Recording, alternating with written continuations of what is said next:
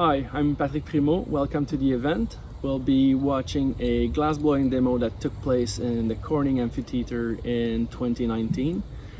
It's a demo of a blown vessel with some powder printing on it. It's collaboration work with Caroline Ouellette. The vessel with the incalmo is a little more of my style. The powder printing reflects more of Caroline's aesthetic in her work, and it's something we've been working on together for a demo at the GAS conference in Murano the previous year, and I'm really excited to watch it and talk about it with you and answer some questions. Let's have a look. Alrighty, everyone. Hello and welcome to the Corning Museum of Glass, and welcome to our amphitheater. Those of you joining us online, thank you so much for joining us. This here is Patrick Primeau. He's going to be making a 3 incalmo base. So he's this guy here with the big pipe, and he's going to be assisted over here by Dane Jack. There you go, Jay Brown, and then we have Caroline Ouellette over here, or Ouellette. There it is. Sorry, and she's going to be helping as well. She's over there doing a powder drawing. There's a lot to explain. We have a very amazing and wonderful show for you all today. My name's Katie. I'm going to be narrating for you. If you have any questions, or if you have any questions at home, type them in, let us know. We'd love to answer them for you as well here. Thank you for joining us. Let us know if you have any questions. So, to start this, we must first start all of our color, which these guys are diligently beginning already. So Patrick has a little bit of glass on the end of a blowpipe. He has opened that blowpipe up. So basically, if you cover glass over the blowpipe, you can still blow that bubble through to where you just have glass around that hole and you still have the hole through it. Then he's going to attach color onto that. Same with these guys over here. I think we're all just going to get ready and start making those cups. So what an incalmo is that it's 3, or I guess it's at least 2 bubbles put together. So you can kind of have 2 different types of colors, or 2 colors. This is a great example of an incalmo ball. This has 1 color and a second color here. Now Patrick is going to kind of accentuate that and add another one on top. So he's going to have 3 different colors, although he's doing black, white, and black. But not only that, he is also going to have, you see this on the screens there, we have a great image that we're going to be adding with powder. So she's got kind of a silk screen there that she's putting powder through, and it will then be the powder that we can roll up onto our glass, and you'll see the image of man. It's great. So in order to get an incalmo going, you must first get the bubbles made. And so Dane has already stuck up some color. Let me show you what our color is like and explain to you how that is. So this here is color bar. This is enamel white. Now this is pure colored glass. So you can cut this into little kind of chunks and add that over the top of a bubble. Or you can add this right to the opening of a pipe, which is what Dane has done. You can see that in our monitors as well. Just a little bit of glass color on the end. And then he can put a bubble through that, and that's how we start. Usually we would kind of melt this over the top of a bubble. Not usually, but that is one method you can do it. But this is pure color, so he's got those 3 different colors that we're using in there. That piece of equipment that we're using is called a garage. Now it's called a garage because you can kind of park things in there, park parts in there, and let them stay until you need to use them again. You can take them right back out because it's at a hotter temperature. That being said, our glass needs to stay at a hot temperature when we're working with it. If it goes below about 900 degrees, it will crack and it will break. Therein lies the difficulty in blowing glass. We always have to monitor our temperatures. And our glass cools down rather quickly. So about 1.5 minutes of staying outside of any heating equipment, your glass will become rigid, which that means it's setting up, that means it's getting cold. So you'll always see us reheating our glass, keeping things warm. So our color is at that temperature, which is a safe temperature to then start working at, to start taking those things out and then start manipulating them. 1,000 degrees is a great temperature to do so. 1,100 degrees is when our glass starts to move. So that's kind of that glass guide for you. Who was here last night and saw Kat Levante? I know I saw some familiar faces around. Awesome. Thanks for joining us again. She's in the crowd watching. Hello, hello. She's, so Patrick was here helping her last night, and now Patrick gets to make his own piece tonight. Very well. Thanks for returning, y'all. That's great.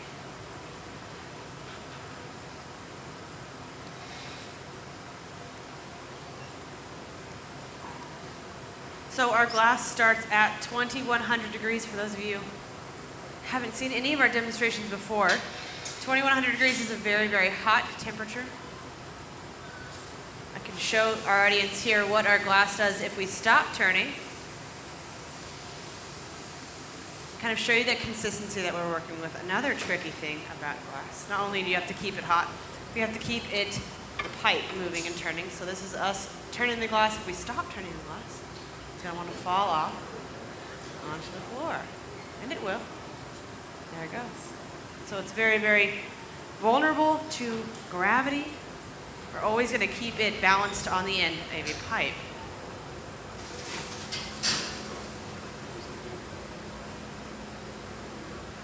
All right, so let's see here. We've got the color organized. It's all hot throughout, which was the goal there, to get all that glass, that color hot throughout, so it's all the same temperature. When you start to heat something from 1,000 degrees, only the outside is going to get really hot. The inside is still going to be cold. So as you cool the outside down, it kind of keeps the inside warmer. And as that goes along, as you cool it down, heat it up, cool it down, heat it up, the whole thing becomes the same temperature, which is what we want. We want consistency. So Patrick there has a bubble in that now. He blew into the back of the blowpipe. He trapped his air inside there with a thumb that allowed that glass to, or that heat, sorry, that air to heat up and then expand out towards that soft glass. So now he has a bubble in there. Same with Dane. Dane has a bubble in his pipe as well. We've got two cups going here.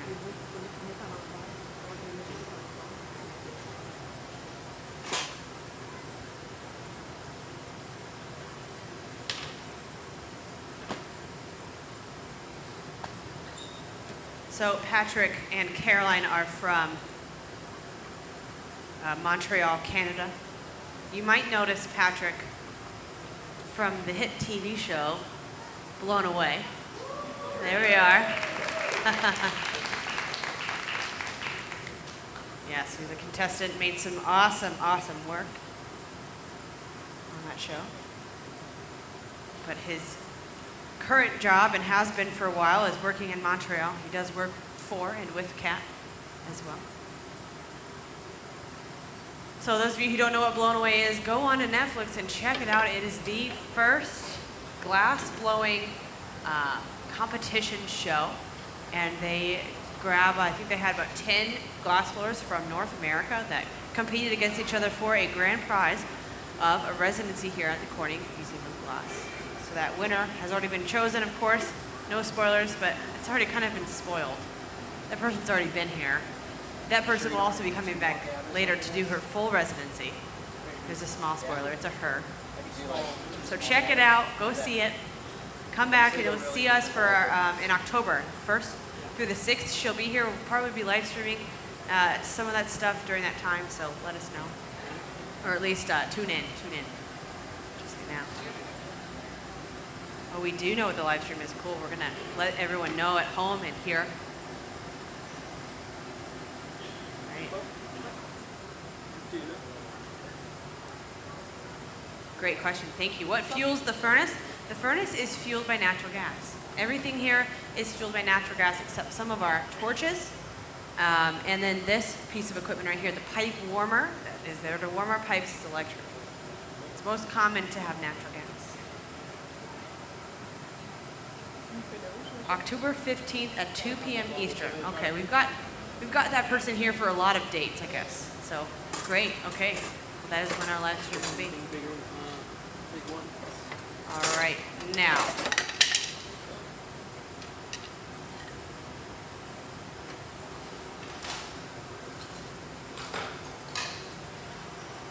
see here. So we've got a bubble. We're cooling it down now. He's going to get another gather of glass on top. We've got to cool our glass down before adding another gather, or else we'll kind of have a little bit of a harder time to getting that glass back out of the furnace. It'll be too goopy. It'll be too hard to control. Got to cool it down a little bit. That way we also get a little bit more glass that way. Now Dane over here found some imperfections in our glass. Sometimes our glass could house some bubbles or some kind of weird areas that don't look good. So he simply pulled them out, clipped that off. He'll heat that up again and then continue on.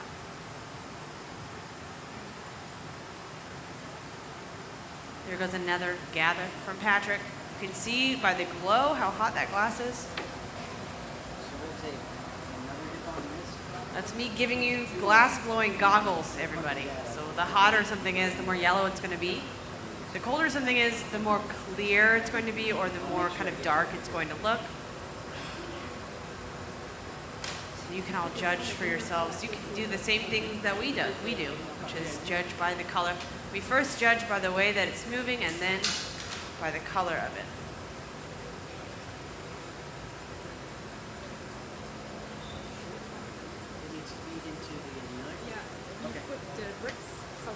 Okay.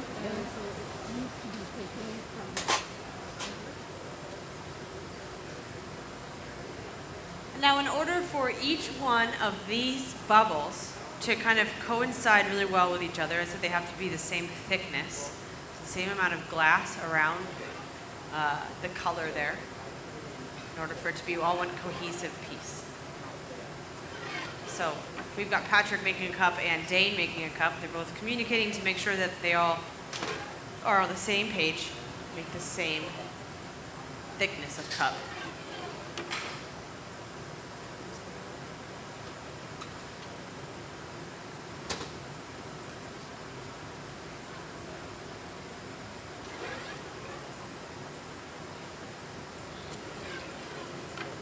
All right, so an incalmo, just as a little refresher, it's when you stick one bubble and you add another bubble that's open, but they're both open, you put them together and it makes one bubble.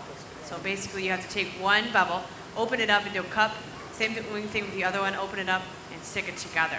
Now this one is going to have 3 cups combined.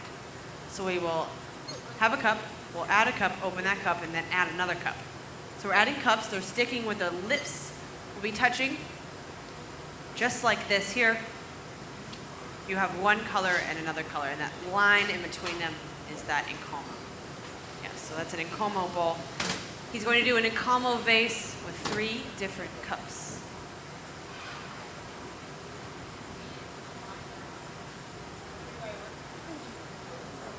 Where can we buy your work? We have a question online. How can we buy your work? How can anybody buy your work? Yeah. In the shop. Oh, in the Corning Museum shop. That's right. I did see some of that. That's a great answer. Yes, that's a great answer. So here at the Corning Museum shops, I believe it's online as well. You can also find him on social media. Might have something there. Yeah, so Corning Museum shops. Yeah, those pieces definitely took me by surprise. It was very, what's the word? They're very nice. I like them a lot. They caught my eye. That's what I meant to say. I was like, wow, those are new and they're really, really good. I like them.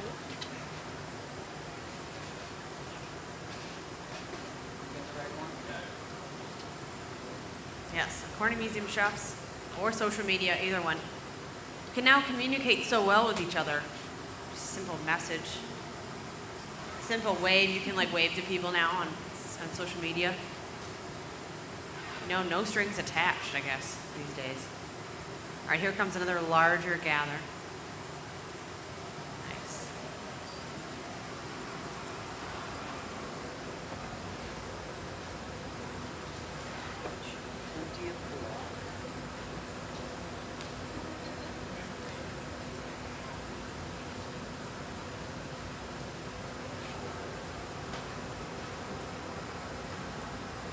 The color that Patrick has right now is black. Patrick, you have black, right? Gray. Gray, okay. So no, Yes. beautiful. I guess, yes. One more small on this.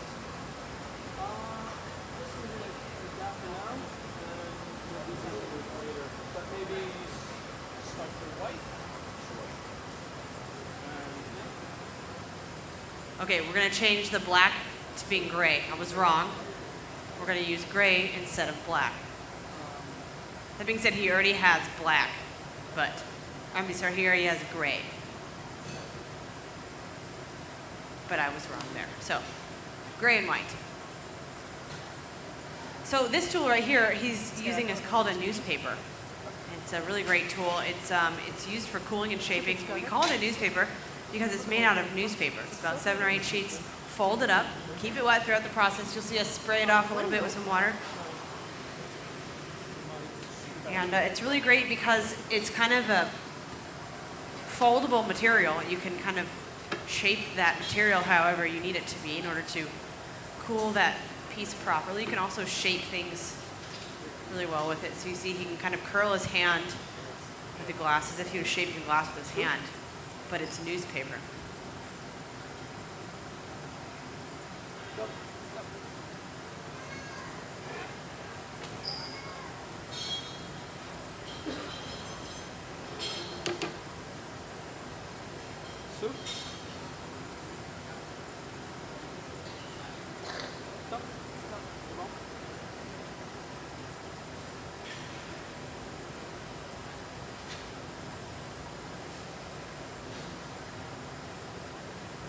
So lots of cooling and shaping here. You can see a little bit of smoke coming off that. The newspaper does burn a little bit. It's mostly steam, but once you get below that water, you get to just, you're welcome. You get to just kind of burning that paper away. That being said, our newspaper doesn't last forever. And we have to replace it, every maybe 2 or 3 days, depending on what we're doing. If this was like a production shop where we'd be making glass constantly for 8 hours, we'd probably make one every day, a new one every day. But instead, this one will last a little bit longer. This one actually might have been from last night's demonstration.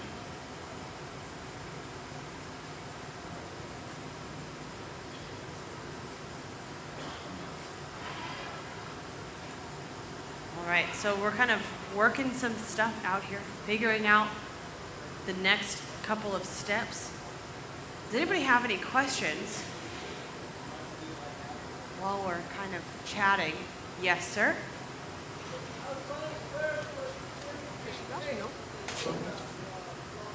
Thank you. Great question. Where was the series being taped? I know it was being taped in Canada, in Hamilton, Canada. Do you know what province that's in? Ontario. Yeah, so in Canada. It was first broadcasted by Canadian television. So the US and the rest of the world eagerly waited until Canada had already kind of shown the whole thing, and then it was released on Netflix about 6 months after that. And then we all got to see it. So yeah, Canada first. Marble Media is the company that produced it. Yeah. Great. That's the question of the day, of the week, of the year, and we're all hoping for one, a second series. There's been chatting amongst us glassblowers saying yes, we would like one, but if you want a second series, that we've kind of been telling everybody to go watch it a lot. So it depends on ratings to get a second series.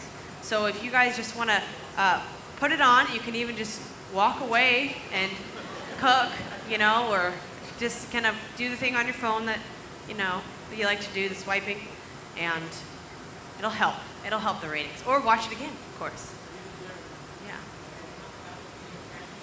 Yeah, talk about it, tell your friends, tell your mom. My mom loves it. Tell your dads. It's good stuff.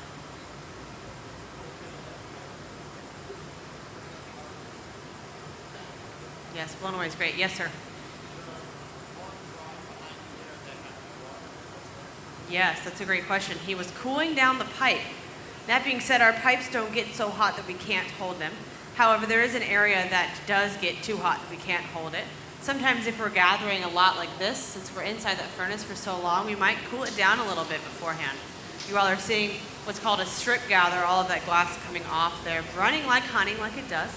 He got a little too much glass, and it's okay to just let that run off, because he can kind of determine how much glass he wants then.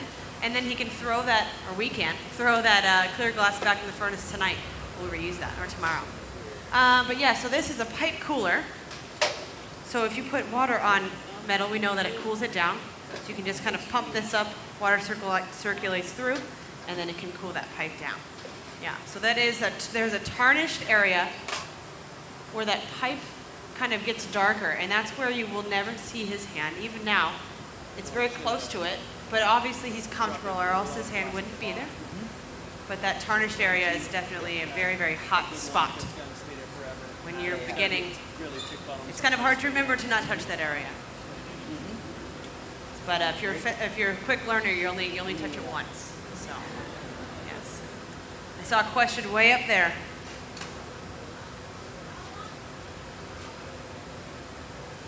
I'm going to come over to you, so hang tight on that question.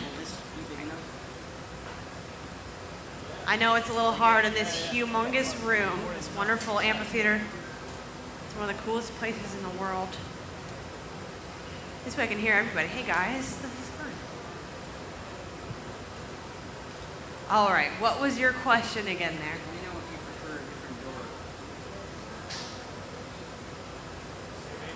How long does it take to make this creation? Well, I'll tell you. This is for the late show, and the late show usually is about an hour or an hour and a half. So it might be about an hour, a little bit longer for this one. Yeah, so this hour long that we give to our gaffers allows us to make pieces that are a little bit more detailed. And so we can add more things to that. And then it also usually takes a little bit longer that way. So yeah, about an hour. We'll see. No problem. Great question. Late show, we have this all during summer, and that allows us to kind of work a little bit later and make larger pieces. Is that you? Yeah. Back of the furnace there. Right, great question. How can we have a camera behind our reheating chamber and it won't, it's not melted already? So the camera behind there is separated by a thick piece of fused silica glass. So it's glass, but it's fused silica, so it actually melts at a much higher temperature. So having it back at 2100 degrees is totally great for it. I believe the temperature it starts melting at is 3500 degrees. Yeah. Fused silica is great. Great thing to have there. We have one inside here. We have one inside the jumbo reheating chamber right next to it. We have one in here that we don't have hooked up right now just because we want it to be able to show this one all the time. Trip that trigger a little too much. And then there's one upstairs in our innovation stage. So check that one out tomorrow if anybody is around. Yeah. To the ink on the newspaper. Well, sometimes, and it just depends on opinion. Sometimes it could kind of rub off on the glass a little bit, but otherwise it just kind of burns away. Yeah, it just kind of becomes the carbon that it's backed by, and sometimes you see it fluttering away off in the distance, on fire. Great question. Yes, Sue? What's your question? How heavy is this? Well, I'd say by eyeballing this, that we will be, I think it's about 7 or 8 pounds, this one right here, maybe a little bit less. But we are going to add 2 more cups to it, so it might get up to about 15 pounds. But think about that, 15 pounds on the end of a blow stick that's about, or end of a blowpipe that's about 4 feet long, right? It's kind of out here. So let's say you're holding a bowl of water. Right here it might feel like that's kind of an okay weight, but out here it might get a little heavy, right? So having something farther away from your center of gravity, it's going to always feel heavier. So it's going to add maybe 10 pounds, and then this is also moving, and it's a little hot. So things that are moving also take a little bit more muscle. So yeah, it's going to be a little bit heavier. I think it'd feel maybe like 25 to 30 pounds instead. Yeah, great question. Did you have one? Oh, okay. Well, that's nice. I saw arms going up. Okay, we got one up there. How do we get color? Well, the color was added by adding a little piece of color, of glass color to it. So it was in the garage, which is a heating element that allows us to have our glass sitting at a temperature we can take it out. And then it got kind of heated up more and more and more, and it got to where it was moving. And then we blew air into it, and now that color, since it was so concentrated in that kind of cutting of glass, it can be stretched out like this. So basically, the glass color was made in a factory in Germany called Reichenbach, then added it onto a pipe and then blew it out. But color itself is made with different metal oxides. So let's see, for gray, we might add a little bit of tin, I believe. I'm not totally sure on that one, but for greens, do you know, Patrick? It seems like you might know something over there. A little bit of cobalt, a little bit of Cobalt. Yeah. A little bit of nickel, he said. Okay. Yeah, it's a hard one. You know, that's one for the chemists to tell you what each color has in it. But I do know that green has a lot of iron oxide in it. I know that pinks and reds have a lot of gold oxide in it. And let's see here. That cobalt blue that everybody loves. Who loves cobalt blue? Come on. Let me see it. Lots of arms. Okay, cobalt blue is made with cobalt. There we are. Yeah. Yeah. That's how we make colors. We can do it here. We have had color pots that different artists could use. We made a very own color pot for Martin Yanetsky, who was here a couple months ago. And so we can make that here. Otherwise, if you're going to make 300 different colors that we can buy from a company like Reichenbach, they've got to have, I don't know, a whole campus of furnaces full of color. Yeah. Yes, sir. Chandelier. Wow, it could take weeks. Yeah. Some chandeliers are not put together hot. Some of them are. It's very, very difficult. But they're all made of parts. So it would be really hard to make kind of like, how do I explain this? Right here, just for a second. We're going to puntee this up. So Jay Brown here has a puntee in his hand that they're then going to transfer onto that. So watch, he's going to add some water, and a crack from the tweezers here will break that away. So we broke that glass. Yeah. We love clapping after that. If you guys want to clap after that too, thanks guys. So yeah, we actually broke the glass, and if you see inside of our camera, see that little white speck that's kind of rotating around or on that lip? That's cracked glass. But yes, it was very controlled. That's why it was broken around that kind of constriction that we had earlier. There it is a little closer, but that will soon melt in, and then we'll just have the lip to our vessel. So, back to that question. It wasn't about color. Chandeliers, thank you. So yeah, in order to say something like this, it's kind of chandelier-like. In order to add each piece and sculpt each piece as kind of start to finish, would be extremely tedious. It's very smart instead to make the parts. So for this one, the cup was already made, the grapes were already made, and that kind of long cylinder was already made, and the bubble ball was already made too. So all of those things were then put together. Just like in the garage, you could take things out of the garage and add them in. So something like that. So that being said, those parts might each take, 20 to 30 minutes to make, depending on what the part is. So you might do a week of that, and then in one day, you have like 8 hours to put this big piece together. So yeah, it would take a lot of time, a lot of effort. And if it were to break, you know that that's 2 or 3 days gone, or even two weeks gone. So yeah, chandeliers are very, very, very, very challenging to make, very hard to make.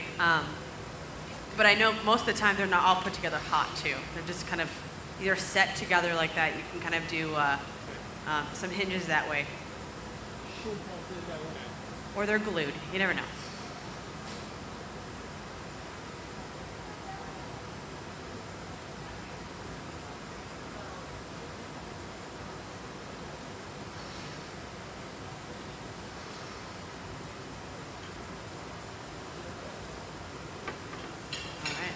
All right, so here comes another puntee transfer. Dane here has a smaller bit of glass. It's kind of in a different shape here. Yeah, thank you. You remembered. Thanks, guys.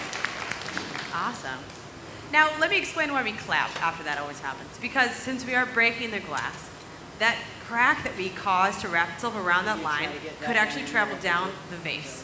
Or the piece that we're working on, or the puntee, if it was connected there and it got too cold after they were kind of waiting to put the water on it, it could be too cold and the piece would fall into the ground.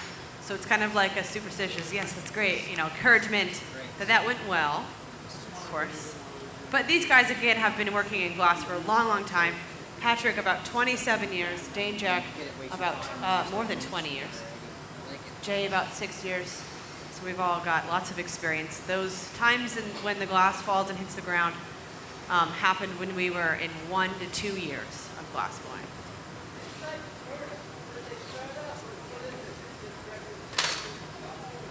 That's another great question. You guys, I'm loving this. So in order to have our glass the way it is inside that furnace at 2100 degrees, we actually get these little nuggets of glass shipped to us called cullet. It's by a company in Washington called Spectrum. They make the glass there. They ship to us as glass. We put about 50 pounds of glass into our furnace a night. If not, see, I think we have some back there.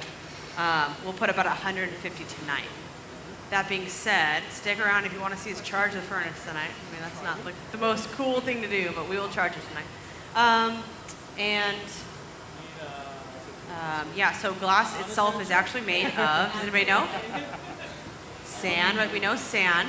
It's silica sand. So it's a high silica content sand, so it's not your beach sand. Beach sand is actually going to be really kind of impure. And then we add soda ash. Soda ash actually allows us to melt it at a lower temperature. And then we add limestone, which is the stabilizer of all those things. So it's a soda lime base glass, those three ingredients. It's like 70% silica, 30% soda ash, and 10% limestone, pretty much. Yeah, and that's all made in a different place. Now we get them in the trunk so that we don't have to, wear the hazmat suits to get all those things into our furnace. So it's fired once and then brought to us. We fired a second time. But the batch, you can get it in those raw chemicals, those raw ingredients, throw that in.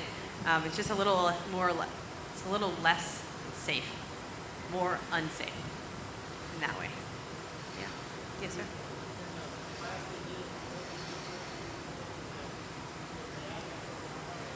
Now, if we were to just let that go forever and ever, and about, I would say even, it depends on how high your standards are for good-looking glass, of course, but even in about a month, that glass is not going to look very good because it's just been on and it hasn't been used at all. So we like to kind of use our glass once it's in there.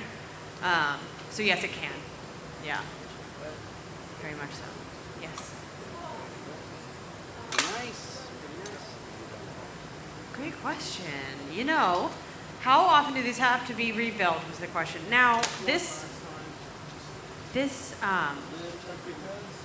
we're in, the amphitheater, is new. It's about 5 years old. And this stuff was built by a company called Spiral Arts, which is a very, very great company to build our equipment. So I don't think it would actually need to be replaced for quite some time. So furnaces go about 7 to 10 years without needing to be replaced.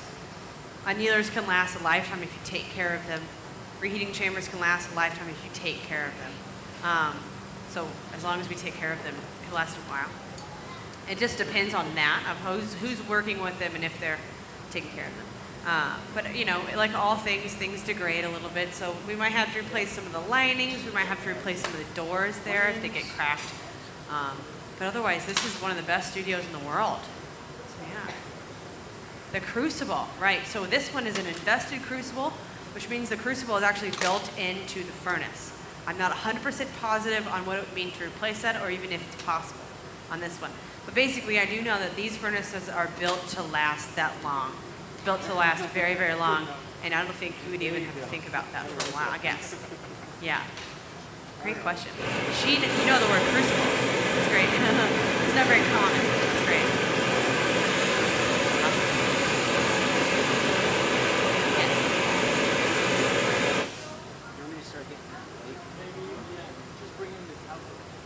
How do they know how long to heat it, to put it in the furnace? Well, it's all based on experience. So again, about 27 years here for Patrick and 20 years for Dave. And even just after 2 or 3 years, you kind of really get used to that. But yeah, so basically we know that there's kind of like a time that it needs to come out. We can see it by how it's moving and feel it through the pipe actually too. And then we kind of back it down a little bit, and then after a while, it's just that we just know. You know, after about 4 years of blowing glass, 6 years, 10 years, it really gets ingrained in you, yeah. But basically, when we know it's hot, we'll take it out. Yeah. Awesome. Great stuff. I'm gonna check back in with these guys here. We've got a cup going. Now, he opened this up quite a bit. Now he's letting it cool down. So you saw him have that opening. He opened it up with that pair of jacks there. Okay. And now we're going to add on a couple of things. So Jay here has this while Patrick comes over and chats. Dane also has a piece I haven't seen yet. All right. Looks like that's going to go on the top of another piece. Now, this is a great kind of demonstration of what has to be done when the gaffer, the man in charge, or the woman in charge, needs to go do something else. They have to have someone else step in. We can't put glass down. We can't certainly, you know, set it somewhere and go eat lunch and come back, because it's going to either break from being outside of those furnaces, or it's going to squish and it's going to kind of change its shape. So that's why Jay will step in a little bit and keep an eye on that. He's going to make sure that the temperature remains the same. That being said, he'll go into that furnace there, again, 2100 degrees, called a reheating chamber. He'll go into there, get it a little bit, you know, give it kind of an all-over heat called a flash, and then come right out. So he's not looking to go in there to heat. Another thing we kind of remember is just a little heat there goes a long way. If you were to stay in there and heat, stay in there longer. But Jay does not want to change the shape that this is in at all. He's just maintaining that heat. Oh yeah. All right, so Patrick has picked up some of that color. Now we're going to start working on the white part.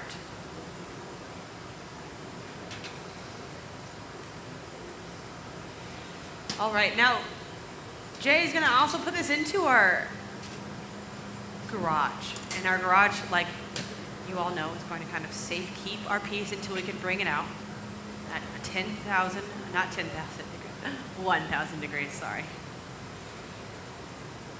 That'd be really hot. I don't think even I think the sun's hotter than that, but still. All right. So he's going to set it in there. Now he's keeping an eye on it right now because he's making sure it doesn't move. He doesn't want it to be moving. If he sees it in there, kind of just like going down slightly, he'll stand around so he can flip it every now and again. And as soon as it stays on center, he'll leave it alone because he knows it's set up. Now grays and blacks are really great at reflecting the heat that they're in. White is not. So it's like if you were to go outside on a summer day, would you wear a white shirt or a black shirt? We wear a white shirt, right? Because it reflects the heat off. Black absorbs it. Same thing with our glass color. Our black is going to get hotter than our white because of the color it literally is. So that's considered stiffness or softness. So a stiff color is white. A soft color is black or gray. That being said, you can also really see the heat on our grays, just like this color. When you see him bring this out, it's going to look really red. Now, not even some of our other transparent colors are going to look that red when they're at this temperature, just saying from experience, but you can really see how warm that is. And white here, you'll notice that it kind of just stays white the whole time. It's either red or it's white. It's a really interesting color. Very, very stiff to work with.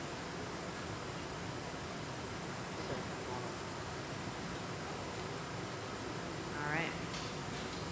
So lots of fire and smoke over here. We've got Dane Jack working with the wooden parchofis, which is a wooden pair of jacks.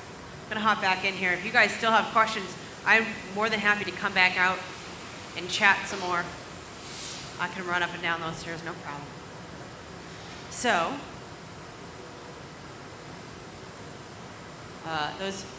these tools here, that wooden jacks, those wooden jacks, the parchofis, are great for what he's doing. They're very less abrasive than the jacks, which you see us using. So a pair of jacks is kind of like our everything tool. We can do a lot of things with a pair of jacks. These are called blades. They're not sharp though at all to us. They won't cut anything, but they might make some marks on the glass when we don't want them to. That's why he's using the wood jacks instead of these for some things. All right, so we're maintaining the garage, keeping everything nice and warm, while Patrick does the same thing that we did earlier. He's going to make a cup. This is that white that's going to go on the outside. So how this piece is actually going to be designed is going to be a tall vessel, about, I don't know exactly how tall, but it's going to be black, white, and then black. And then around that white strip is going to be the face of the man. They had a really wonderful concept behind this. It's kind of in this same sort of bit right here where we're being kind of watched and televised. And that's great. We really do love to kind of spread that, but it's also kind of having eyes watching back. That's great. Kind of a little duality there. All right, so a little bit here of what we call a marver. He's marvering that color. This table here is a marver. That's what it's called. And it is a French word for the word marble. So this table used to be out of marble, and since that Industrial Revolution in the 1900s, we switched this to carbon steel. So to roll glass on carbon steel is great because it cools it down really, really well, and that's what we usually do to our glass. At all times, we're cooling it. Paper cools it, Jacks cools it, the open air cools our glass. So if we're going to use something to really cool it, we'll use this 1.5 inch thick carbon steel table to do so. And so the act of using this table is called marvering. Kind of use that as a verb too.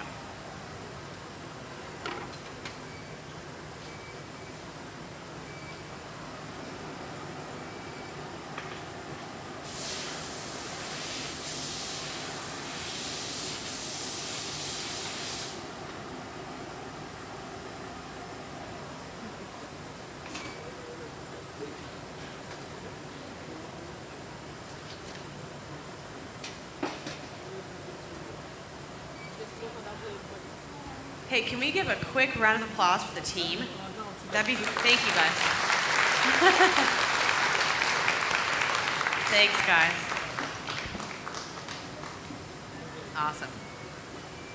We're getting better at it, yes.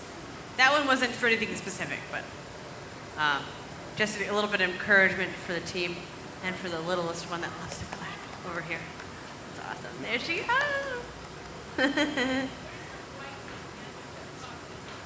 The white on the end of the cup he's making is white glass. Great question. Yeah, that is the glass. So here I have a little bit of glass. It's white. And it's pure color. So this is called color bar.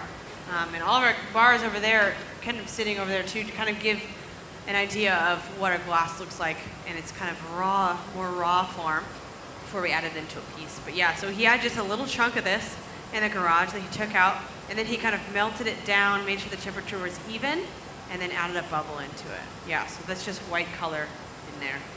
Now that he's added a gather on top, he's going to kind of go through those stages of making a cup. He's going to get that glass really, really even, blow it out slightly, cool it down, gather, same thing a couple of times until we get that cup ready. And then that will be added to that other part that's in there, and then the other part that's in there too. Yes, so lots of compiling. I would think that would be fine. Great question. So frit is another way of adding our color. It's little crushed up granules of glass color. Now the question was why we prefer one method over the other. And I'll tell you that frit makes things look kind of spotted. You see that this kind of has spots. So this is frit. This is one of our iris kind of colors. So it's a little bit bluish, a little bit goldish. But our frit melts in spotted bits around a piece. However, color gives it all just one flat, like kind of cover of color. So it's kind of like this here. You just have the color there. So yeah, it just definitely depends on the person you are. The type of glassware you are, if you want all one coat. It also depends on the project, of course. So some of our kind of quicker demonstrations, we might use a lot of frit because it's a lot easier to add that. We just roll it on, heat it up, and it's colored. But to add this, it takes an extra 5 minutes. Yeah. Yes. Great. Yes, that's very. It's very intuitive too. Yes, pink is very expensive because it's made with gold. Yeah. So metal oxides definitely influence our prices. So if the price of gold goes up, the price of our color goes up. Only those colors that are made with gold. And so Reichenbach has a, you can go onto their kind of, what's the word?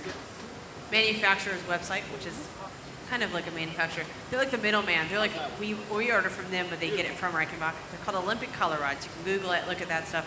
But a kilo of blue, let's say a kilo of green, because iron is basically just iron oxide that makes green. It's basically just rust, right? And so if you wanted to get some green, for a kilo, it's about $30. If you wanted to get, let's see, gold ruby, which is one of the most expensive, or cranberry pink, it's going to be about $90 a kilo. So a lot more expensive, about 3 times more expensive. If gold is doing well that year, it might be down to about $70 a kilo, yeah. Yeah, so being a glassblower,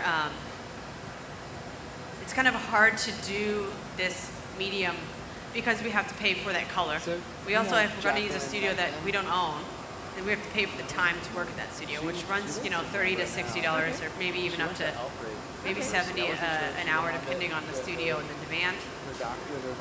That being said, if you had all the equipment at home to be working, that's a lot of fuel too, yes. So yeah, it's a little hard to do this on your own. That's why it's best to get a job doing it. So we get paid to learn all these wonderful things, educate everyone as well. Yeah. Cool. Yes, sir.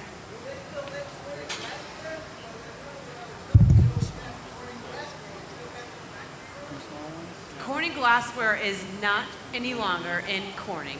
Do they change their name to Corel? It's not Corel. Your lower back? Yeah. They still make Corel, which is by Corning. It's the same company.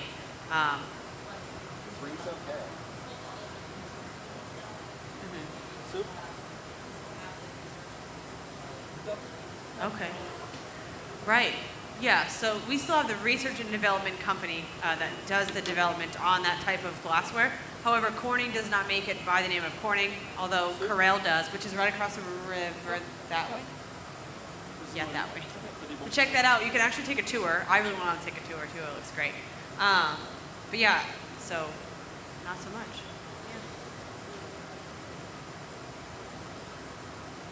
Yeah. All right, checking in with these guys again. We've got a larger bubble. We're almost there. Almost there. No problem. No problem. So we're going to get another gather. I can tell because he's cooling this down. So anytime a glassblower cools a glass down, they're either waiting to kind of add something to it, or they're waiting to kind of pull it in a different way, but mostly they're going to be gathering over it. So we'll cool that down quite a bit.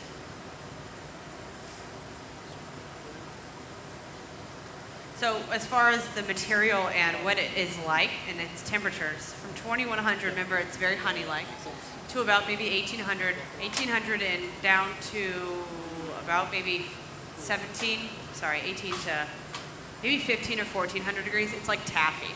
That's kind of our like sweet zone of working time. We like to work with it more when it's like taffy. It's very challenging to work with, and it's like honey. It's moving very quickly. The taffy like is moving a little bit, slower, so we can kind of work it then. And then from then on, from about 14 down, it's more rigid, and I do say rigid just like these pieces are here. If you were to tap that with tweezers, you could hear it kind of ding, ding, ding, So keep that in mind as we're working. Now we do use that rigidity as some stability in order to build on pieces. We want pieces to stay set up, and then you can build on them. Yes.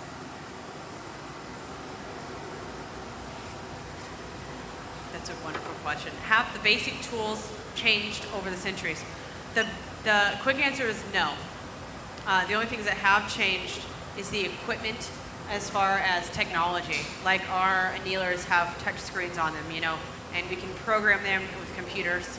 That's kind of only changed. Also, our reheating chambers are fueled with natural gas that's piped in, that's changed. Back in the day, they would just kind of have big, big fires. And then the hotter the fire, the more the air, the hotter the fire. So that would be kind of that. So technologically speaking, that's changed. But the tools, like the pair of jacks, no. The tweezers and stuff like that, they've been using that for a long, long, long time. And the methods of making glass too, you know, that we have a blowpipe, we gather on it, we cool it down, after the bubble, add another, you know, that's never changed.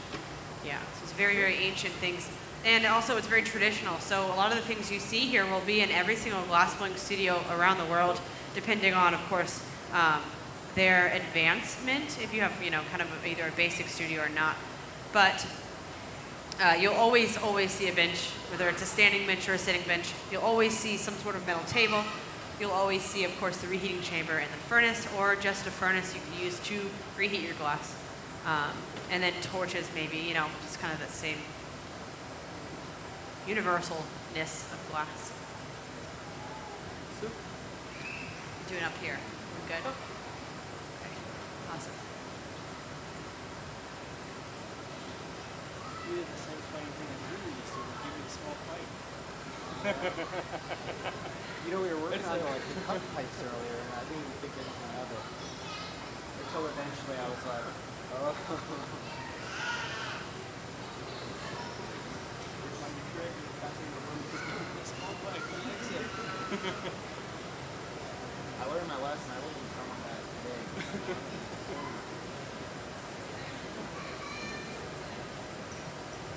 Or maybe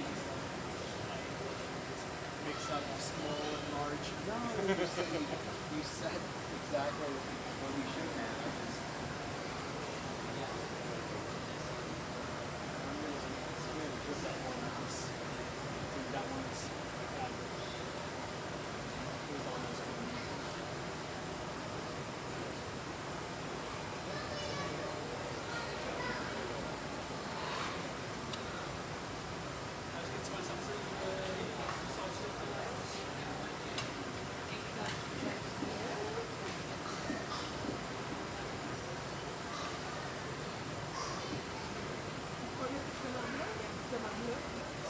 Don't be ashamed, I love questions.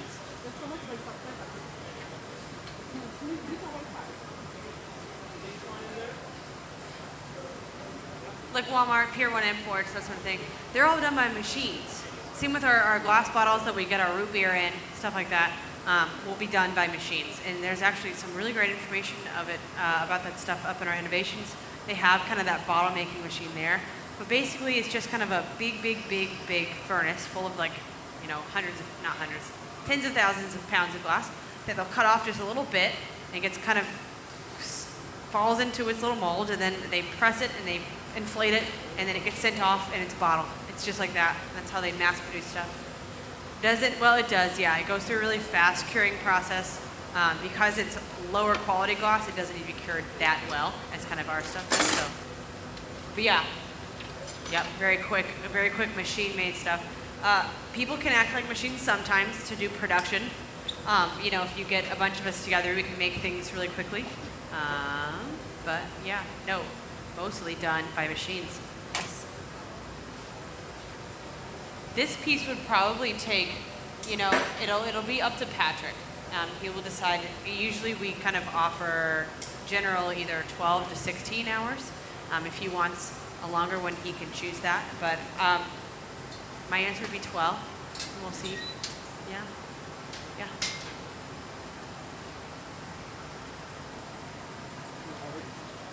No, it'll still be the same quality.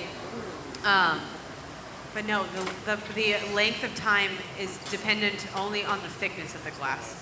So, you know, if for this piece, and he can judge by the weight how thick it is, and I can tell it's already going to be pretty big, you might want a longer time. So something like that was if it was completely thick glass, there was no air in it at all, that would need, I don't know, at least 2 months. At least, yeah, maybe not, maybe about a month. But yeah, something large, you know, like pumpkin size, like, you know, you get from Wegmans, the pumpkin, probably, yeah, take 2 months to a deal, yeah, because it's so thick. Got to work that temperature in it, yes.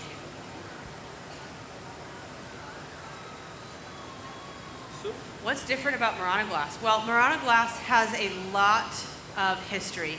It is the mecca of glass. I know that they said that in the video that Corning is the mecca of glass, but Murano is where glass kind of culminated into something that was very special, and it was made just in Murano at that time.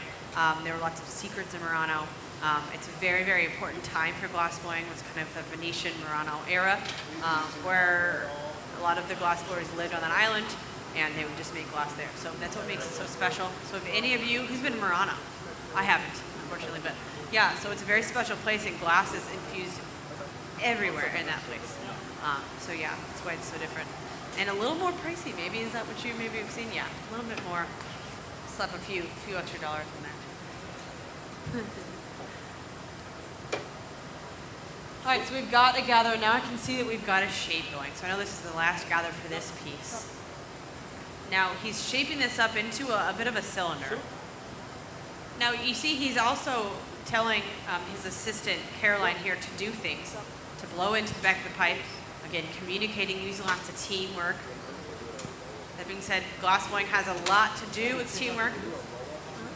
Patrick could not do this by his own. I don't think any glassblower could do something at this scale by their own. There's no way. Just because also of the different parts that go into this. You know, we could even use a couple more people here. We could go a little smoother.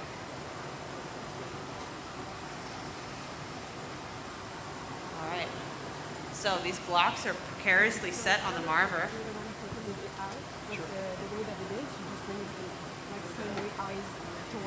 Okay. Oh, right, okay. They're going to roll the image up on You got it. those blocks. So the image is over there. They got a shot of that earlier. We'll get more shots of this as it's going, those at home and those here. Just a refresher, those at home and those are here. This is Patrick Primeau.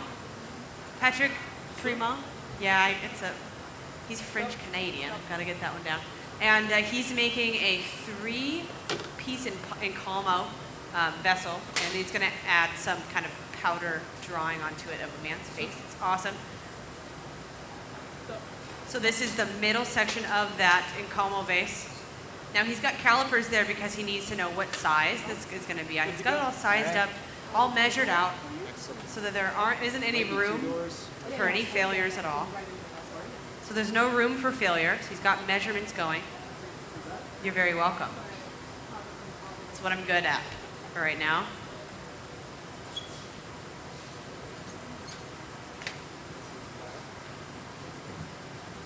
Okay, so Dane has some gloves. He's going to pull out this image right now. Very cool. They're going to do this now, I think. So come check this out, y'all. We're going to... He's going to bring this hot plate onto these bricks. And the image is there. Now, Patrick's going to roll on top of that and pick that image up on the glass. The image is made out of powder, which is glass color in powder. It's ground up to a powder. Caroline kind of sifted it over a silk screen and then fell through those tiny holes and is the image there.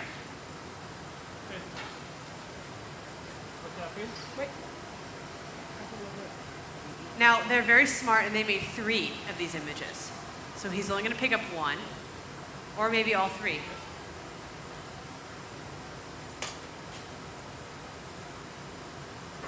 we go. He's going to do all 3. Wow, very cool. He's going to roll all the way over, pick up that. You can see the image of the man. Very nice, yeah.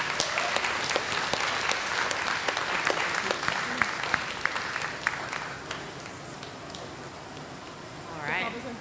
So now that that's on, he's going to melt it, and that's where he went immediately over to that furnace so that all that kind of powder that you could just brush off at that point could be melted in, become permanently in the glass. Dave will come back and take that extremely hot plate off the marble. Okay. Yeah, they both are. There we go. There it is. Very cool. That's awesome.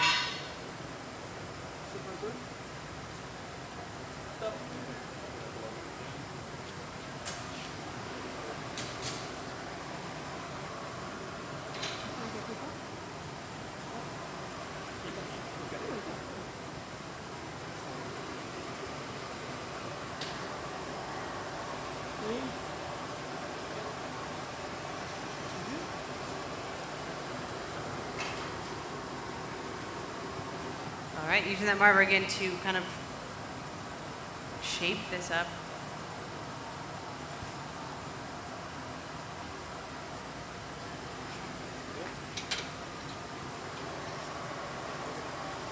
closer. So that it doesn't melt away. Well, it's not that hot to melt away, I guess, is what I'm thinking of. So you can add all kinds of glass color. You can kind of see how all this glass has stayed, all the different kind of areas of different colors. Yeah, glass color stays really well. And if that were to melt off, then all of our glass color would melt off. So yeah, it's good to stay. The only thing that would really melt off in a circumstance like this would be texture. But because it's powder and it's melted on already, it's melted on, so it wouldn't really melt off. Yeah.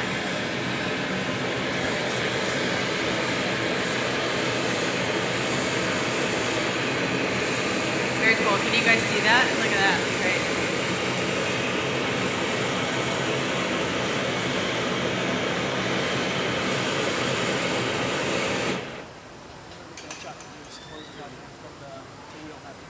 Okay.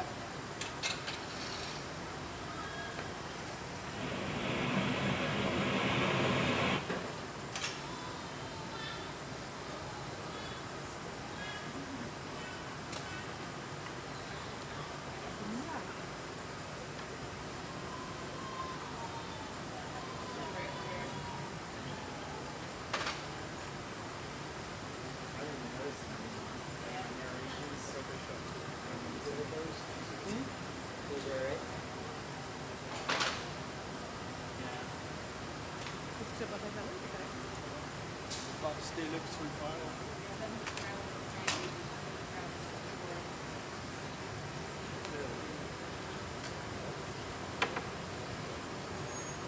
All right, so this constriction line here that he's making is not only going to constrict the glass down so we can break it, but he's also putting it exactly where he wants it to be according to that image's placement too. So there's a reason why he did put that closer to the pipe, because he wanted to just kind of frame the image in the glass so that you will see the white. However, it won't be kind of farther than where the image is when it's switched over.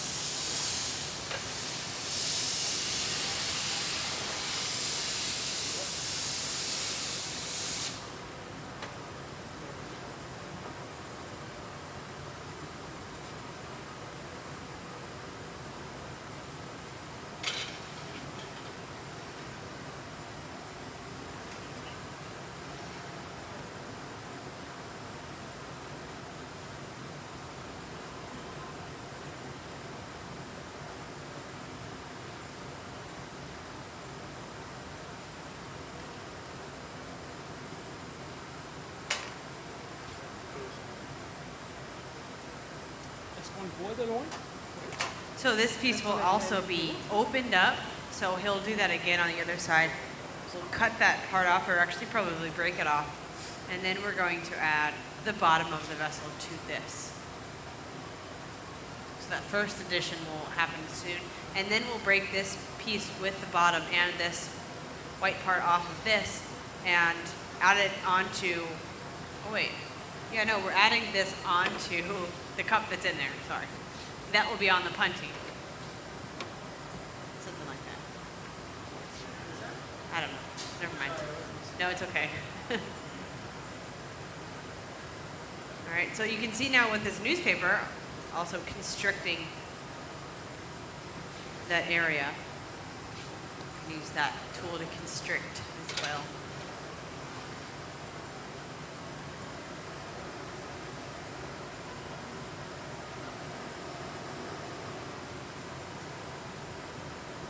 So a garage is actually a great tool for a couple of reasons. Now, we do have other methods of taking things in and out of ovens. We do have these ovens on the side here. Those are our annealers, which will allow us to cool our glass slowly down so that our pieces will make it instead of cracking overnight. And then we have a pickup box, which is over near Dane, that we can also pick things up and out of. But the garage is really nice because it has kind of differing temperatures inside of it. So you can actually have an area that you put things that are about to be used at 1,000 degrees, and towards the end of it, it's more at about 900 degrees in there. But none of that is unsafe temperature for glass. However, you do need to move it over to that hotter side before you take something out of that garage, depending on what it is, especially for something like this.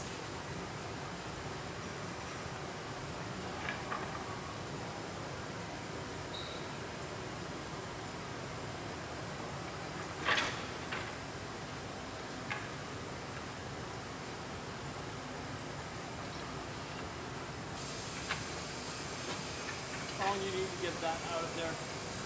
How long do you need to get that out of there? You don't need that long at all.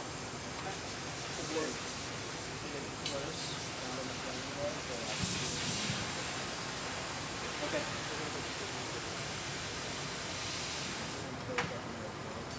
Start getting it really towards deep here.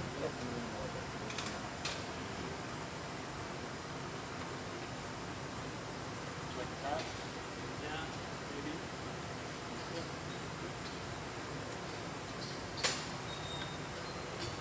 Now watch this, a couple drops of water and another tap.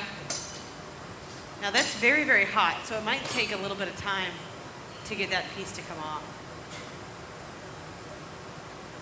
That tells me that this piece is very thick.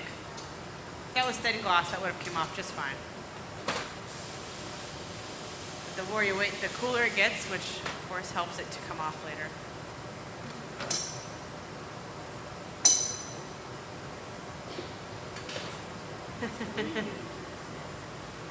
Patience, he says.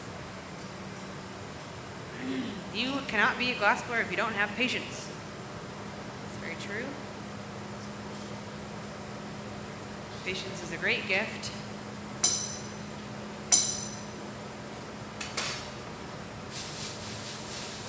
So they're extra cooling that. Now that's compressed air, so that's going to cool it down even faster. There we go. Woo. Yeah. So you could tell by how loud that was, how heavy that was. That little bit of gloss there was pretty thick. I'd say at least that thick. Maybe so. It's maybe 1.5 centimeters. Maybe that's 2 centimeters thick. Not sure though. And he did that, so now it's open. You see the opening there once again in that reheating chamber. We're going to open that up, add the bottom on, which Jay is now preparing. It's kind of like a cooking show. We just have these things ready. We'll bring them out.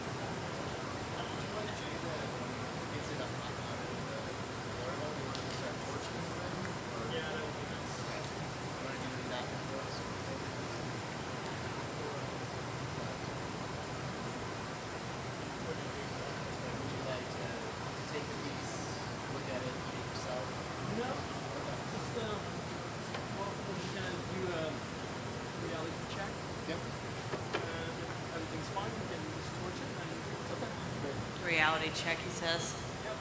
Cool.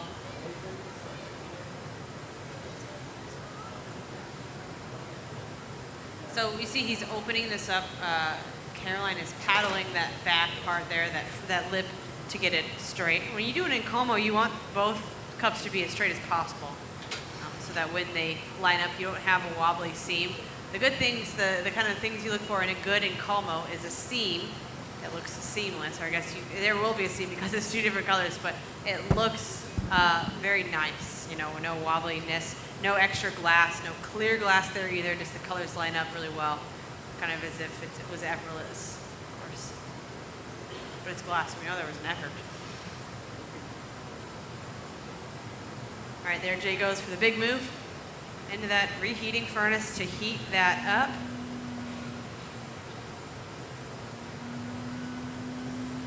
You kind of hear that furnace kicking up a bit. You hear, our furnaces, along with technology, have changed. These here, you can dial up the temperature. So it's kind of like your thermostat at home. If it gets cold out, it's going to kick up the heat. Same thing here. But if it was without that kind of thermostat in the back, it would just blow no matter what. So even if we open these doors all the way, therefore it would get colder if we had the doors open, right? Especially when we stick something colder in it, like a big cold piece of glass like that one was. It's why it ramped up to compensate for that temperature.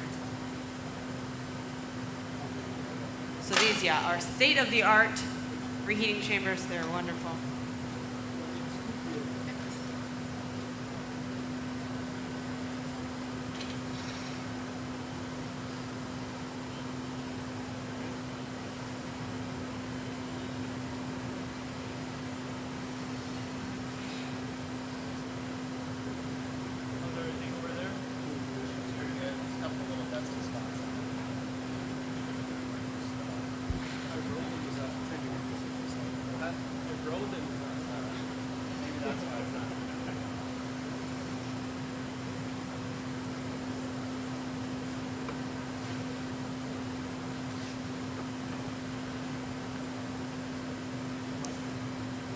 So, Patrick Primeau here is going to, sorry Patrick, is going to be adding that cup to it. And so he has a measurement. Here he goes. He's going to measure that.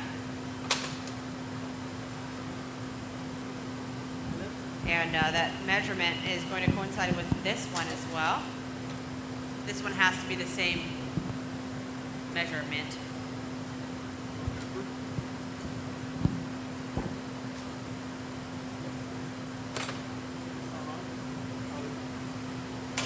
So Jay is back to just lightly heating that piece up before we add that onto the pipe that Jay has. So they might switch actually.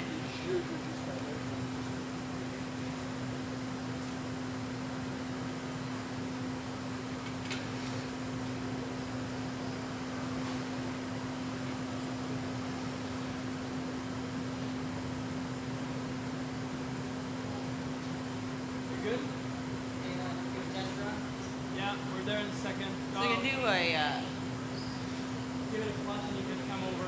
they're gonna do a test run or a price check or the new one I just heard, which is a reality check, which that means that they're gonna check out to see if those two are gonna match really well.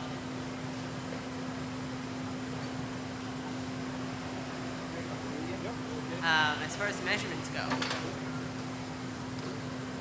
So here goes that price check.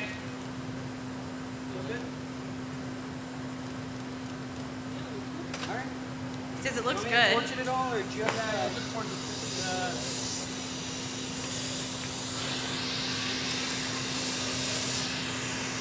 And so what's going to happen here is they're going to emphasize heat on the lips of both of the vessels here. So that their torch is going to go onto the lip of that one. Jay will also maybe do the same over here. And then when they stick together, they'll be melty. So hot glass sticks to other hot glass really well. That's why they preheated that sheet with the glass color on it. And so to have it a little melty is really good, but not too melty so that it's moving quite a bit, but you do want it sticky. And then he'll push the two together and it will be in cull mode.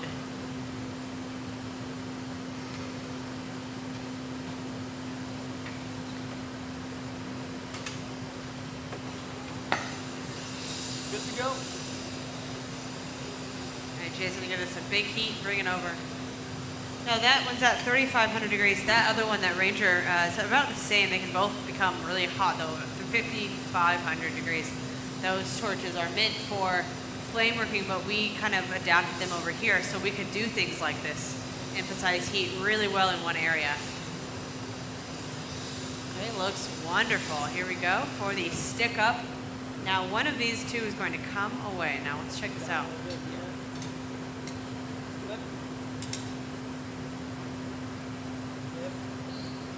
There we go. Wow.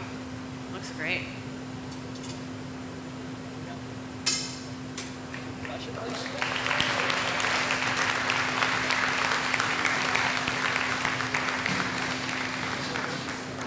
Are you all breathing again? You're good? Okay. Yeah, sometimes it's hard to breathe during that, but he did it. Great job. The seam looks great, though. The eye is of Patrick's. Figure out what to do next. Of course, he knows to get those two matching really well. There is a physical textural seam there. Of course, it'll come up where the seam is. There's a divot, there's a valley, and then the other cup continues on. So he's got to get rid of that to make it look seamless. So he's going to be doing some squishing, some marving. But he wants the temperatures to look really good too.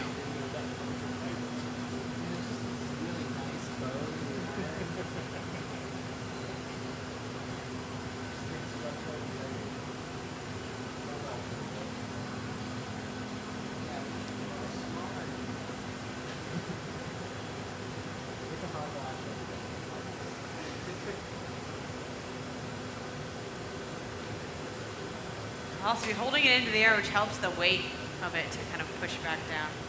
Yeah, this is a great camera shot for all of you. Have your cameras out, very wise. Patrick wasn't sure. the first in that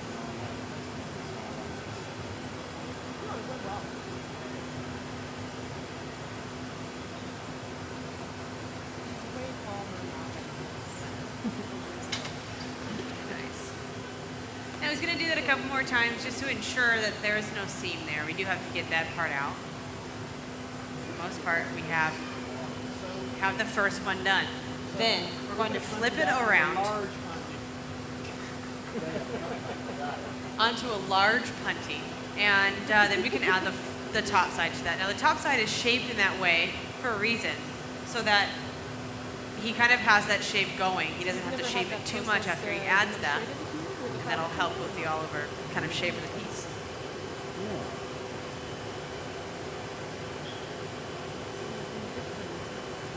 Yeah, I've heard of it. I've seen it before. It's really a wonderful place to work because there's so many different people. Yeah, no. Kind of jealous.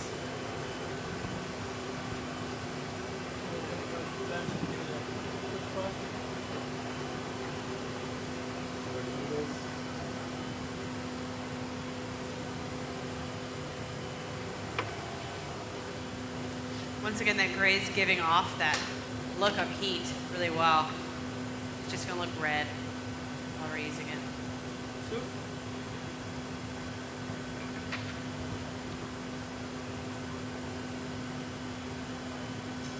Stop. Stop. Soup. Stop. Stop.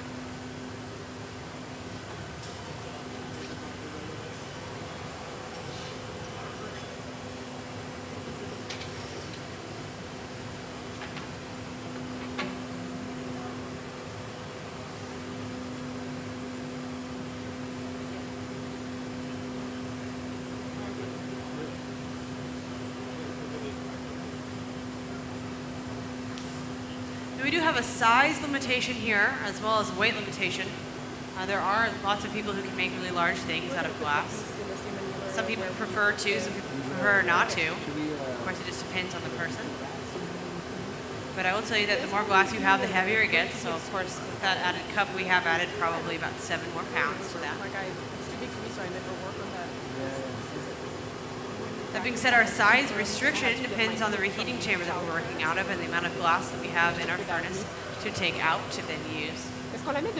So he has about the length of that, which is longer than this to work. He also has the width, which is about that long, or that tall to work. So that's his restrictions. Now, if you wanted to go larger, we just heat up that other hole, which takes about 3 hours though, and use that one. So he's got his restrictions. So you're not saying that he would even try to go to those restrictions. They're pretty large. But there just kind of is restriction in glass making.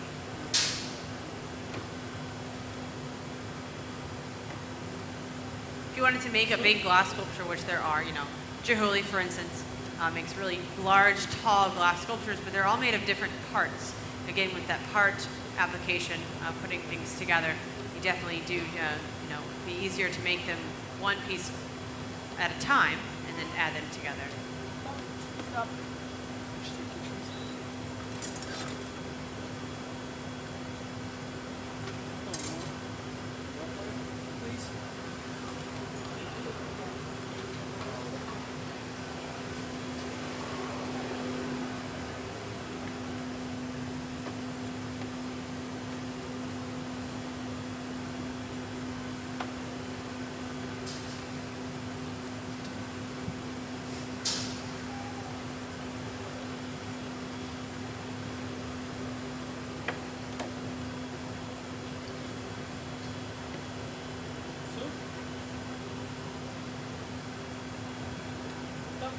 Stop.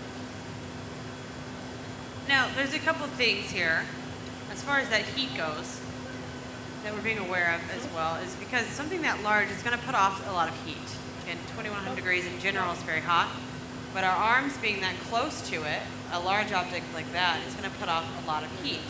Therefore, Patrick has a sleeve on. It's made of Kevlar. It's going to protect his arm from some of that residue of that heat called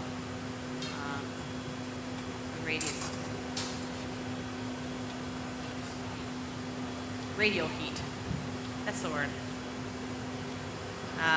So Jay is also there, protecting him a little bit more with a wooden board. Now, we don't usually use gloves. So for something like this, someone would maybe prefer to wear a glove just because of how close our hand is to that heat. Patrick, of course, makes his own decisions as an individual, and he decides not to. He might put one on, who knows?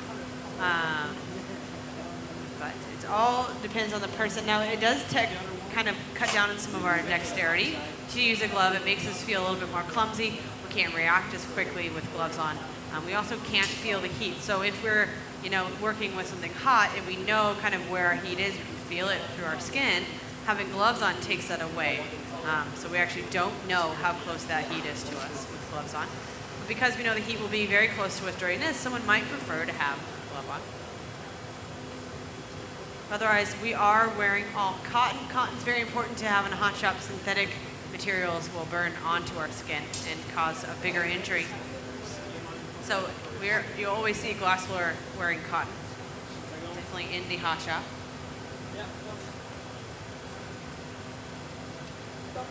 Stop. Always safety glasses and always closed-toed shoes. As well, we don't like glass falling on our tootsies. That would be unfortunate.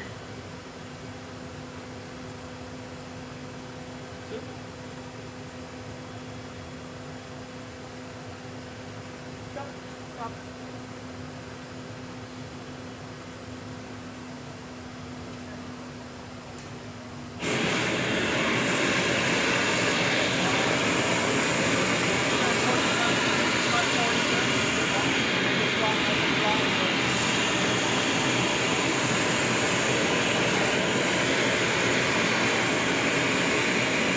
So this torch is at 2200 degrees, so it's not as hot as our smaller torches, but it is hotter than our reheating chamber.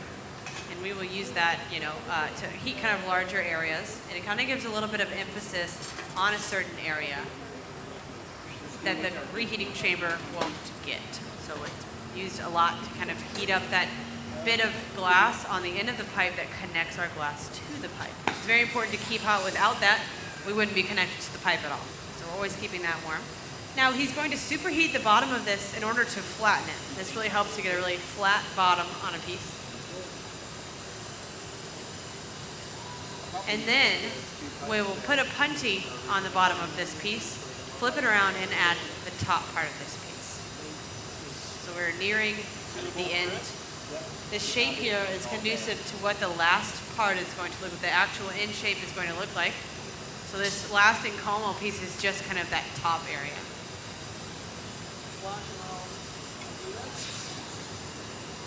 So Jay Brown is going to get that warm momentarily. You can add that on.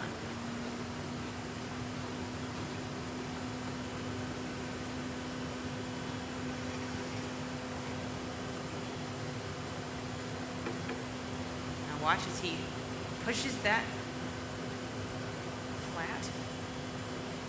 There we go. Nice flat bottom there. We like things that we make in glass to sit flat. If we've got a wobbly bottom, our glass could wobble and fall. What happens when glass falls? It breaks. You could also machine flatten things. You could also grind them down with diamond wheels. But why do that for an hour when you can just flatten it for a couple of seconds here in the hot shop? So most of us prefer that unless you really want it to be cold worked and polished down, which many do, and I have to admit, it looks nice. But on each piece, you'll see a little bit of a punty mark on the bottom unless it's machined flat. So that punty is what we're gonna add on next. And it is, oh, did you guys hear that? Little pop. That was that ball that he broke off earlier, that big heavy white one. Just exploded. Not really exploded, but it cracked and fell apart. So a great example of what our glass does. When it isn't on annealed crack, it will break.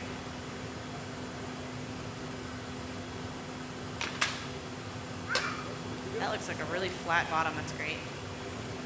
Can you see how gray this gray is now? See, the color has returned really well to it. Looks good.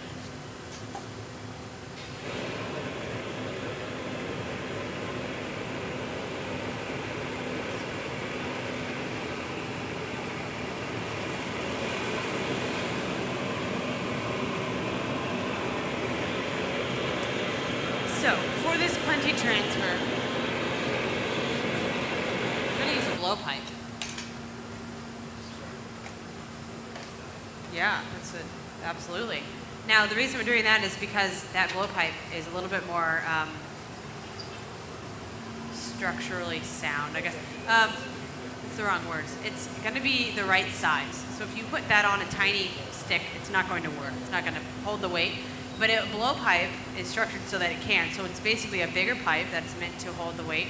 So he's not going to put a bubble in this at all. It's just going to be glass covering that. The only thing that is the difference is that it has a grip on the back too. That grip is really great when you're working in kind of sweaty conditions and your hands are a little sweaty, to have something there to kind of grab the pipe to help you. Hold on. So he's going to maneuver this with great expertise and many years of experience into the perfect punty. Bring that over to Patrick, and then they will add that on and break that piece away from the pipe. This will be the kind of last transfer before it goes into, actually, we're going to add that cup on, so that'll be the last transfer. Punty has to be a specific shape, specific temperature, of course, specific size as well. We can't add just a little bit of glass on there and expect to hold that heavy thing. So Dane has quite a bit of glass. He's going to maneuver it into a really nice dome, Q-tip-like shape, and then bring that over. Now, the temperature is also important. Dane here has a little more heat than he would like. He's going to cool down that pipe so that he has maximum control over it. They will add that on.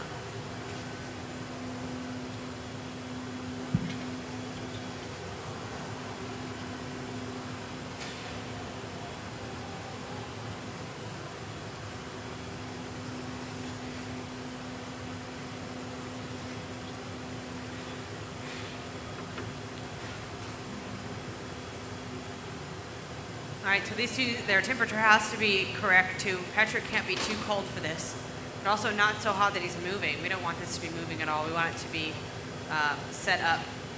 So here comes the add-on. He's going to go right on the center. If he has any,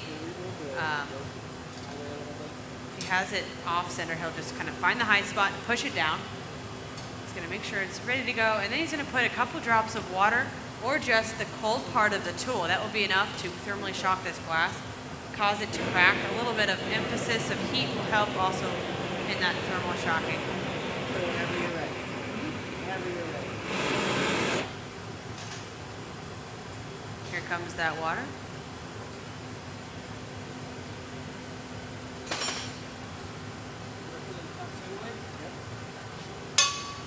And it's half.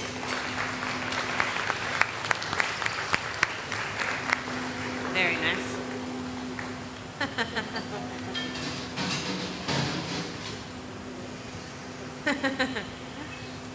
Okay, successful punty transfer, wonderful job. We have an opening, as you see. Now you see, why we always transfer something to break it off, so we have that opening. We work with the opening. Next part, you want the same. More often than not, you can't do much with a closed down vessel unless the shape is already done, and then you close it off, and that's kind of it.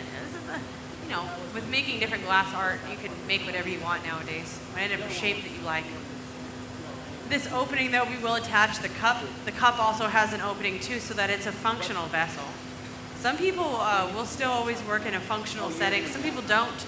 Again, it just depends on what kind of art you like to make. Lots of different ways. Who here has seen new glass now? the new show. Awesome.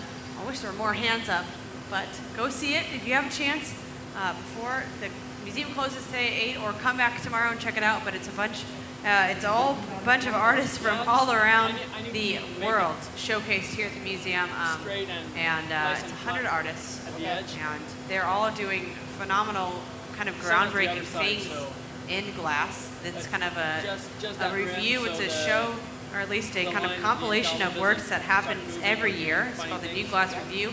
This one is very special though for us. It's debuted here at the museum. So lots of cool, amazing, interesting, thought-provoking works in that show. So I recommend go check it out. Now with this piece here that Dane has on that punchy, that is Patrick's, he's going to just heat up the very front area. So lots of emphasis on that front part of the vessel. That being said, the rest of it, he's not going to heat up hardly at all. He's never going to get that back part moving because he's got the shape set up. So Patrick doesn't want that to move anymore. So he won't let that get hot, just like it, like it had been.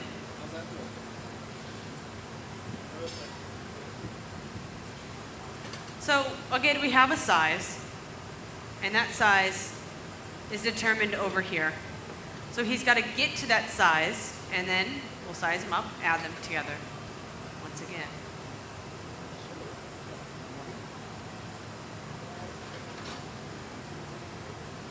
Yeah, same thing. Okay.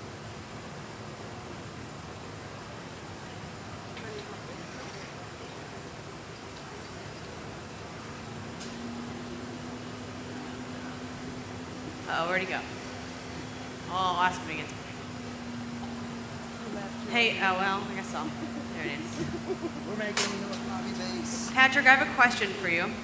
It's from the online, it's from the internet. One of our internet guests has asked you a question, and that is, what inspired you to get into glass blowing, glass making? Watching the process. Watching the process, he said. I agree, that's a great, yeah. What about you? What about you, Caroline?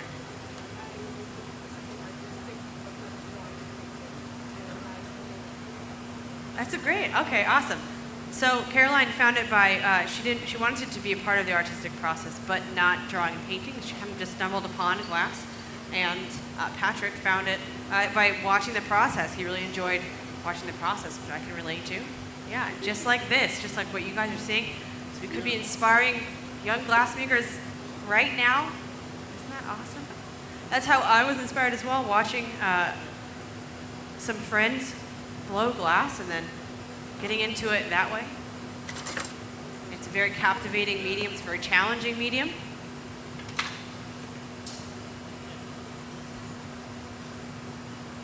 And it's really cool to watch. I mean, the smoke, the fire, right? That's why Blown Away was so cool. We got lots of great shots of that happening, and just kind of taking the world by storm, letting everybody know how fun glass blowing is and how much we love it.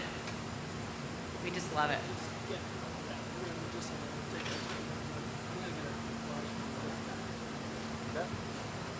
Wonderful question, audience member on the internet. Thank you very much.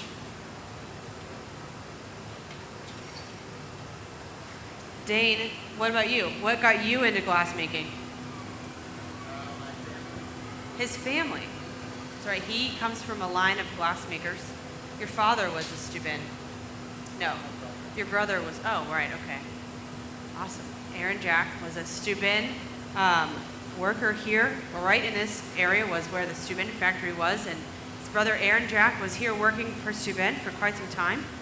And Dane liked it too, so he got involved, and he started here with Corning as well. And last but not least, Jay. What about you? How did you get involved in glass, and what brought you to it? Took a fun class. Okay. Yeah, that's a lot. That's how most of us, it happens for us too. Jay says that he took a class for fun, and he was hooked. He's hooked. Got hooked on the glass. Yeah. What about you up there?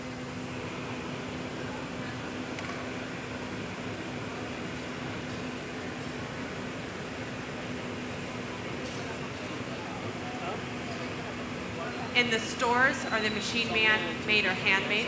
Yeah, so these are all handmade. In the stores, usually if you go to a big box store like Walmart or Target, those are all machine made because there's such, I mean, a demand for just drinking cups at home that they're just, you can, I mean, there's hundreds and hundreds of different factories that make glass cups. If you were to see handmade, you wouldn't see handmade at Target, I don't think. I think that's just kind of not their selling point, you know? Yeah, handmade would be most likely found at kind of a, you know, a boutique store or a local store where you could buy things made locally by people, handmade things too, yeah. So there's a difference, yeah, that machine made is very quick, very cheaper because there aren't any, you know, people making it there. So the machines are just a little bit easier. Once you get the machines going and the whole factory going, it's all just money from there on, yeah. Thanks. Okay.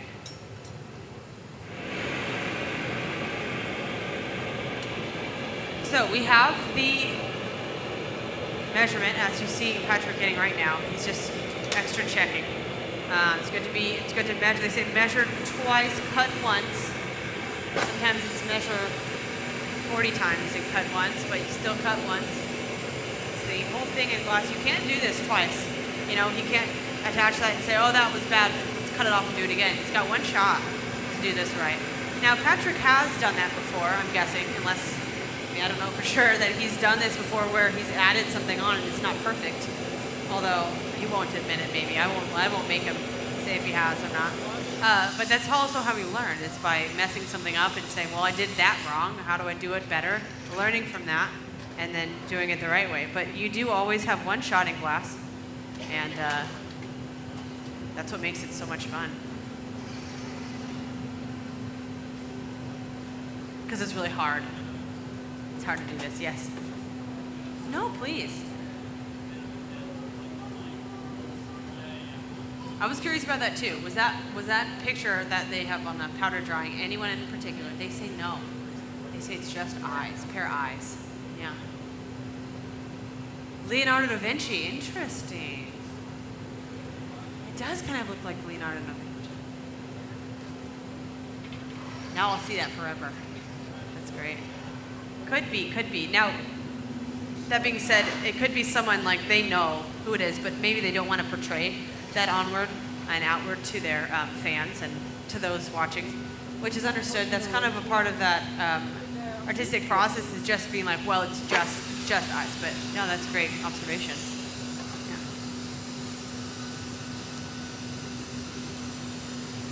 So here we're doing that same thing, heating up the lip.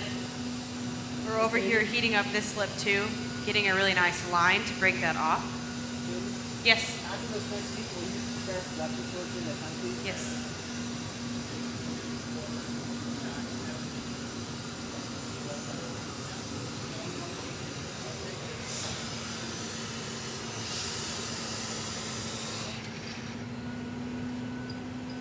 It's a little weird to get that, that down.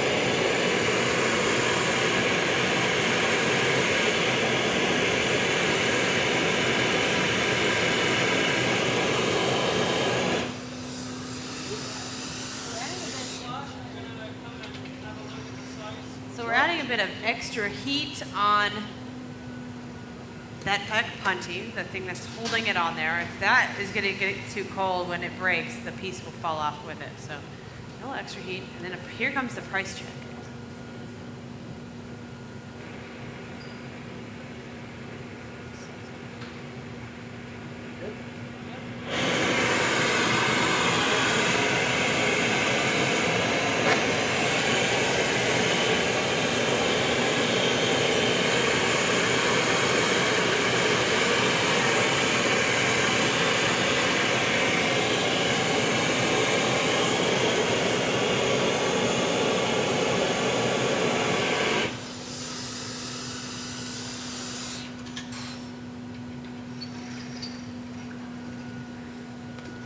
so they've agreed that Patrick has agreed that the measurements line up. No rush.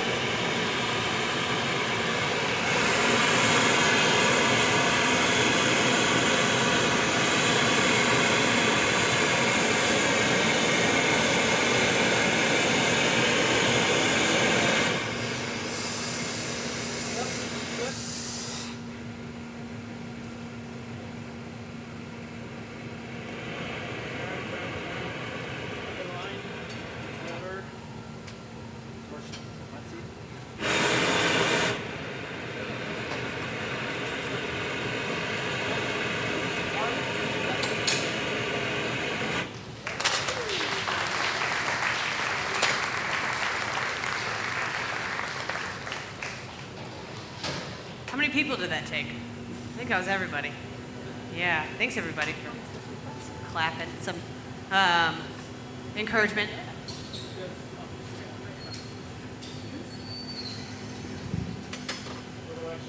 Okay, so we have that last part there added. Looks great. Again, we're gonna get that seam a little bit rounded up and fixed up. I guess nothing's wrong with it, but looking good.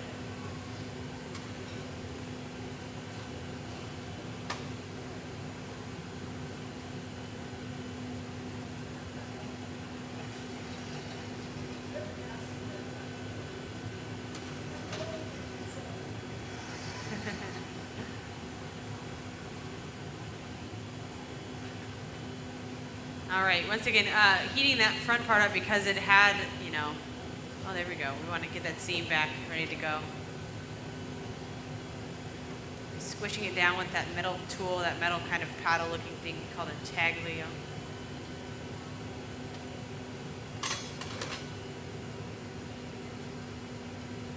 Now it does have an opening. He's going to open that up.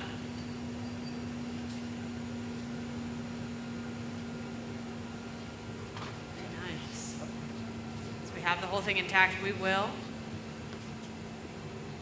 get it to the right shape of his liking, Patrick's choosing, first and foremost.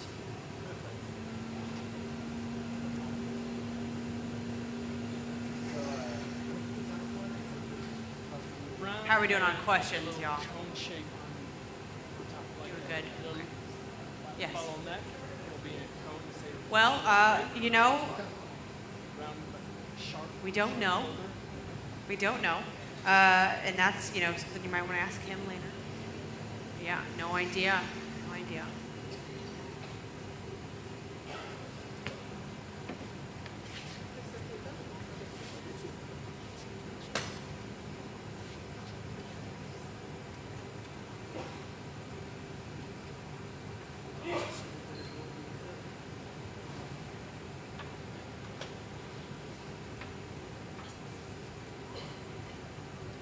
So going inside with the jacks there, opening it up. Now he's putting that, kind of pulling that lip up more than he is letting the jacks open.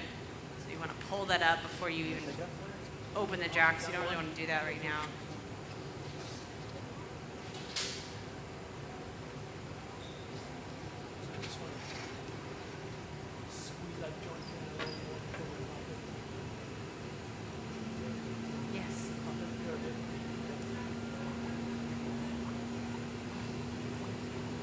Great question. So, do left-handed glass blowers have a different setup? Not really, unless they have their own studio and they were trained to blow glass left-handed. So, if we have someone who's left-handed, which I think there is one of us, you both are. Wow, very cool. You'll see. Let's see. So they've had to learn how to do things right-handed, which actually it's a little bit interesting because a left-handed person, when we first start out, the hardest thing for a glass blower to learn is how to turn that pipe constantly. The lefties get a little bit faster than the righties. I should just say left-handed people, right-handed people. But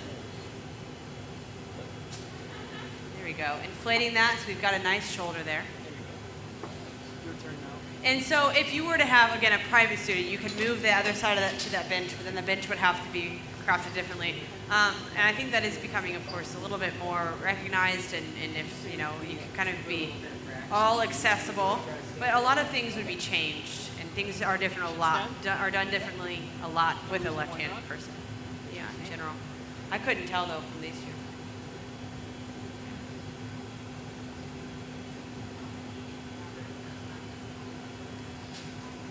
The last one that they just added, how many that was? I think it was, 3 at the most, if not 2. Either 2 or 3. The one before, the white was, I think maybe it was 4. Where he gathered, yeah, 4. It's a lot to work up gathering from just color, because it's so small. You gotta gather and gather and gather. As opposed to starting with a bubble and adding color to that. You already have the first gather down. Watch here. They're gonna puff that shoulder up using this tool called a soffietta. Wow, look at that, it's like magic. So what they do is they create a seam between that cone there and the lip of the vase by pushing. So she pushes lightly, but as she blows, it pushes back.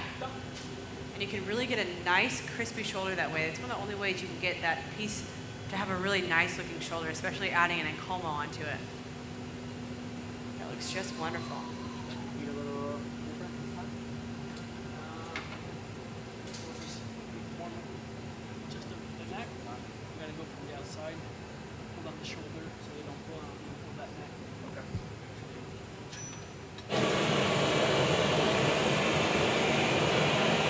We're almost there. I'm gonna pull you to the shoulder first.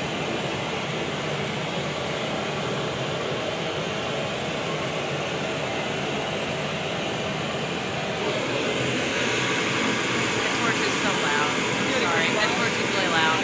Maybe just 1 second. Just the shoulder. I've read a little bit of that.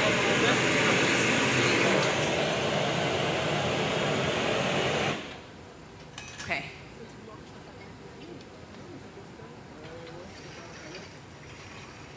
Same way. A little bit of water and then breaking it off. Oh, it goes into a pair of gloves. So somebody, puts on the body armor. Yes. And it gets, yeah, no problem. Yeah, so you'll see as soon as someone starts to do what we call suiting up or gloving up, they'll put on the gloves and then That's it. I think maybe from just here down, for here up, and then we'll be putting that into the oven. So the person will have to go all the way inside the oven. That's why they'll have all the gear to protect them. It's a 900-degree oven. Now it's much, much hotter than your pizza ovens at home, about twice as hot. And you can definitely feel the heat just opening the door. So to go inside, it's the hair singer. If you want a haircut, don't wear anything. You want to wear stuff. I like my hair. All right, now he's going to pull this out just a little bit. Now he's got a good shoulder going. It's great because he can now pull this out. Might cut some of that off a little bit.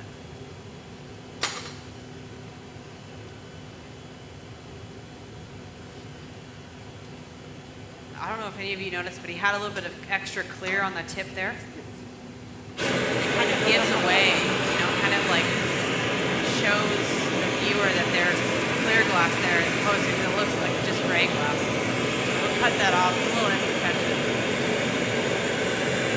Pull that imperfection and cut it off.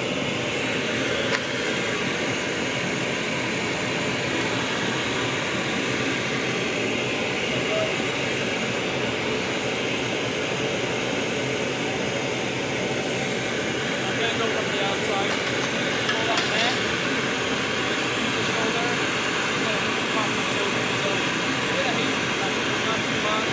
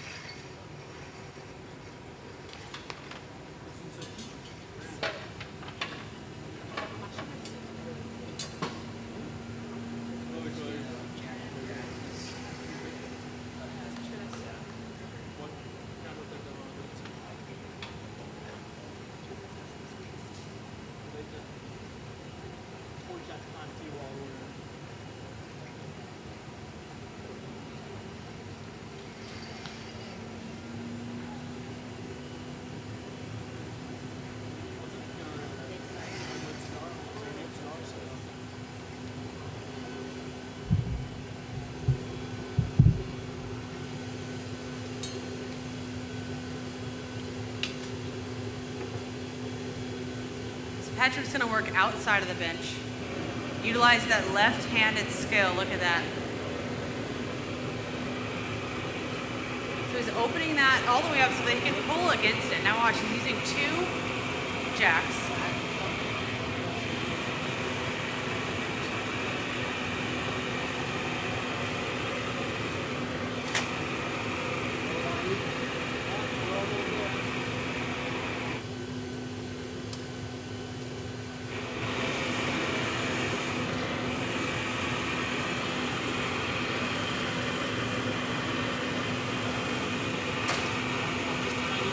That's actually a pretty great move.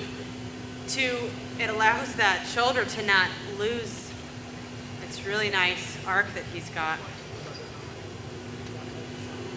But keeping the jacks there, he can pull that, he can leave that shoulder there, pull against that, and bring that out. That's great. Bring that neck out.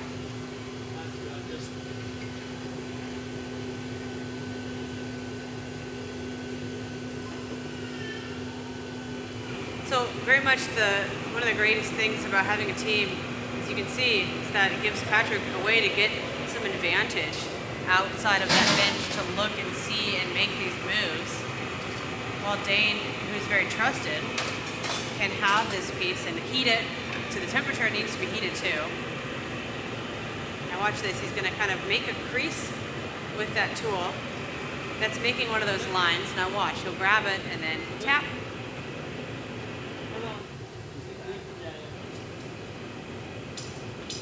There it goes. Yeah, that's a little bit, but I encourage it, Great job. You guys have been awesome. You guys, as audience members, have been great. Everyone online as well, every question has been wonderful.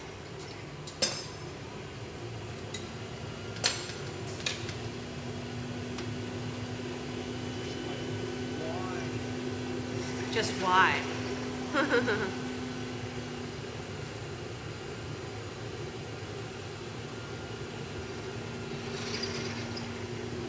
So we're going to clean up that top area, get that looking really nice.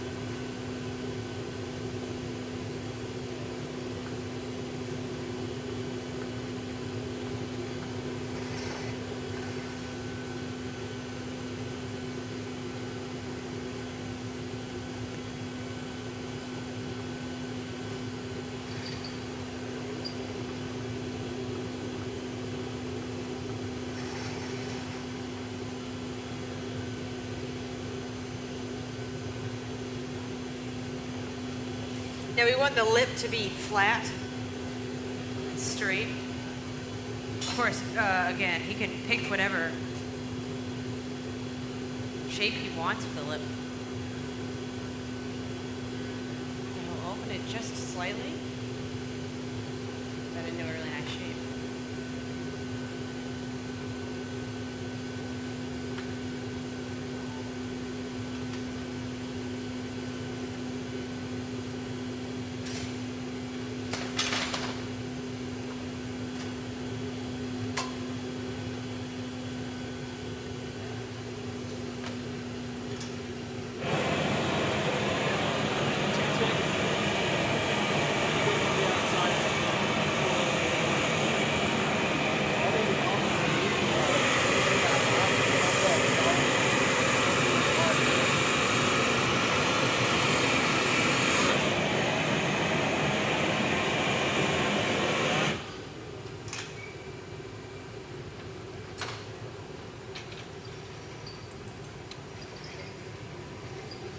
All right, going outside of the bench again. I'm gonna pull that out a little bit. Look at that neck.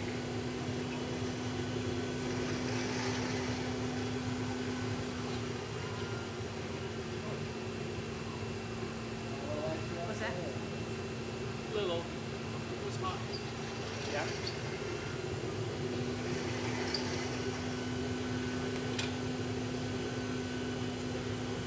I do want to remind all of you here with us in the amphitheater that the museum closes in 5 minutes.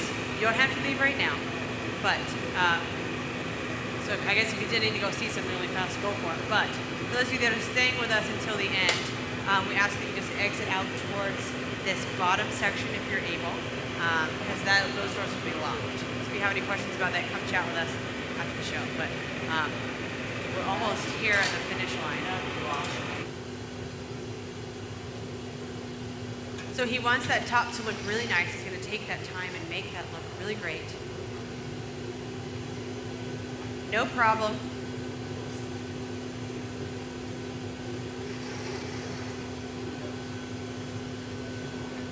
There's a question.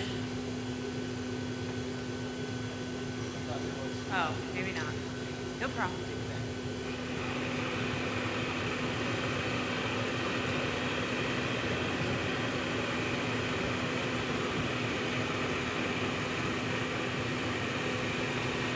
All right, here comes another one of these break-offs here. And it's very important to get kind of the focal point of a vessel to look nice. It's usually the top of the vessel that becomes the focal point because, of course, with a vessel like this, it's so wide. We do have that drawing on the side there, but your eyes are always going to be taken up to the lip of the base. It's always how vessels have worked. And so he must take that time to make that perfect, and I agree, it will be perfect.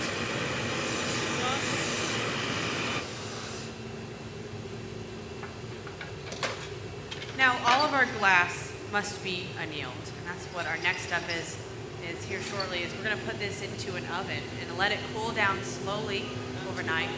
So it'll probably, between 8 and 16 hours, depending on what Patrick decides. The thicker the piece, the longer it has to be annealed for. And this piece is nice, thick kind of amount of glass. See how that goes. I can't tell you that it's thick, because I actually don't know if it's thick. Well, let me tell you that it is a lot of glass, although he could have blown that out nice and thick, so we'll see.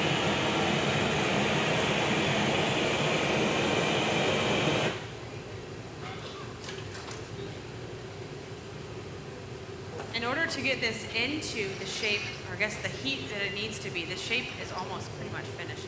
But the shape, or the heat, it needs to kind of be cooled down a little bit and heated all the way. So we're not working on one area, just kind of doing what we call flashing it down, where we're just heating it up a little bit for those couple of seconds, like Dave just did. Coming out, kind of maintaining heat in certain areas, going back in. A really nice form there. He's kind of angling that into a geometric shape there. Cone. And then flattening the lip.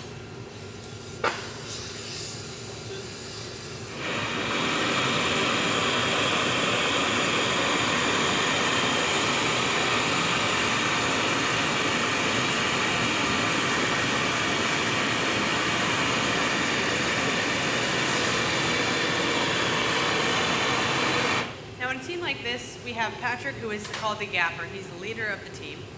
He's making all the shots. Last night, Kat Levante was here, and he worked for her.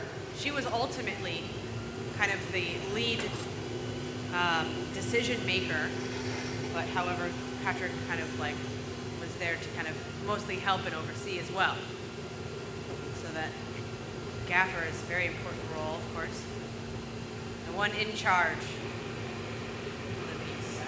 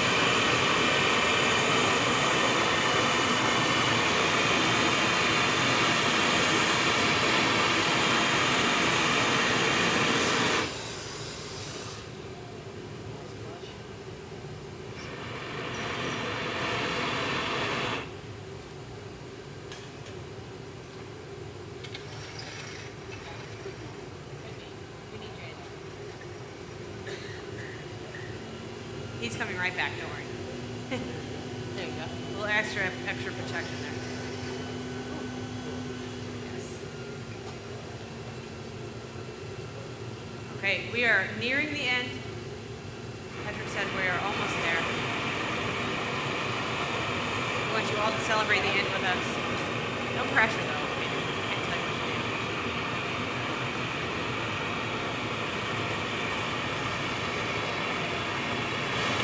Great camera work for our AV team.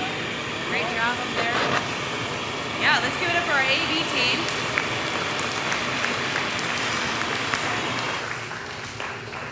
We've got camera work on the floor, camera work upstairs. I see Kayla up there. Awesome. Great job, everybody.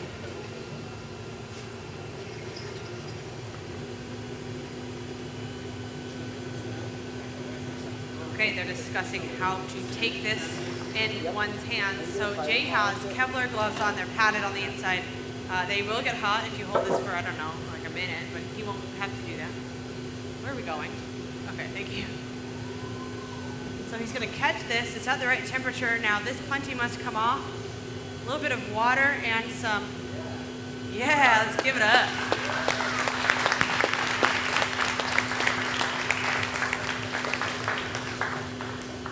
All right, we're going to kind of get underneath it. A little bit of water will help break that connection away and the light tap. Jay will grab it. We'll put this into our oven.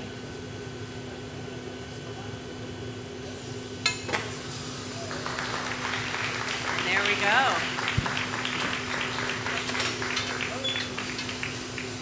Very nice, Jay. Come on over. Put this away for you. Stand it up straight into our kiln. And there we are. Alrighty, let's give it up for Patrick Primeau. We've got Caroline, Dane Jack, Jay Brown, AV team.